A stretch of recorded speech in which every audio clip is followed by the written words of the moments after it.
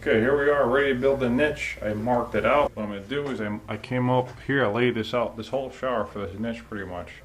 The bottom niche is going to be right about here, so you're just going to pass the trim on that. Make sure that when you lay this out, you have the trim on site, which we don't, but I did actually call the manufacturer, made sure the trim is going to end about here. So we're going to be short of it, so no problems there. So make sure you lay that out. You don't want any problems when it's all said and done.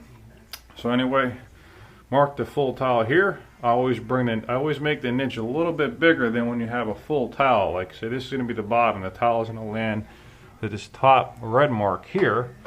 But I'll make the niche a little bit bigger on the bottom, just in case I have to level anything off or something goes off. The last thing you want to have happen is a niche to be too high and the tile isn't even covered and you got a little tiny piece there.